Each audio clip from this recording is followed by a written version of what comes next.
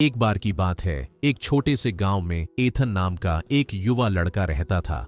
वह अपने गांव में सबसे होशियार बच्चे के रूप में जाना जाता था। उसके पिता एक साधारण बढ़ई कहा करते थे, बेटा स्मार्ट होना अच्छा है पर निरंतरता बेहतर है। एथन हंसकर कहता, पिताजी जब दिमाग मेरे जैसा हो तो मेहनत की जरूरत नहीं। उसका मानना था कि उसकी बुद्धि एक दिन उसके लिए सभी दरवाजे खोल देगी। साल बीत गए। एथन ने अच्छे अंकों के साथ स्कूल पूरा किया पर कभी वास्तविक जीवन कौशल नहीं सीखा। उसने सोचा, जब लोग देखेंगे मैं कितना स्मार्ट हूं, वे मुझे सर्वोत्तम अवसर देंगे, पर जीवन ऐसे काम नहीं करता। एक दिन एक और नौकरी से इनकार के बाद एथन खोया खोया महसूस करने लगा।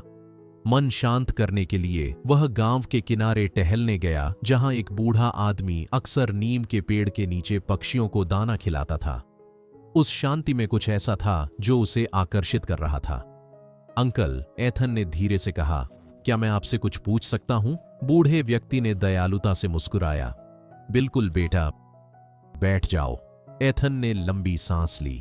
मेरी पूरी जिंदगी लोगों ने मुझे बताया कि मैं होशियार हूं। मैं हमेशा अपनी कक्षा में टॉप करता था। सबने कहा कि मैं बड़े काम करूंगा, पर अब मैं अटका हुआ महसूस करता हूं। बूढ़े आदमी ने धीरे से हंसते हुए कहा, चतुर दिमाग का क्लासिक जाल। तुम सोचते हो बुद्धि एक सीढ़ी है, पर कभी कभी यह सिर्फ एक पिंजरा होती है। एथन ने माथा सिकोड़ा। आपका मतलब क्या है? बूढ़े ने अपने बैग से दो चीजें निकाली, एक चमकदार धातु का चम्मच और एक छोटा बीज। बताओ, उसने पूछा, इनमें से कौन ज्यादा मजबूत है? एथन ने तुरंत चम्मच की ओर इशारा किया। निश्चित रूप से चम्मच। बीज को आसानी से कुचला जा सकता है। बूढ़े ने सिर हिलाया। अब कल्पना करो कि मैं दोनों को मिट्टी में दफना दूं और 1 साल बाद लौटूं। क्या होगा? एथन ने क्षण भर सोचा। बीज शायद एक पौधे या पेड़ में बदल जाएगा। चम्मच वैसा ही रहेगा। बिल्कुल, बूढ़े ने कहा। चम्मच मजबूत है पर निर्जीव है। बीज कमजोर दिखता है पर विकास से भरपूर है।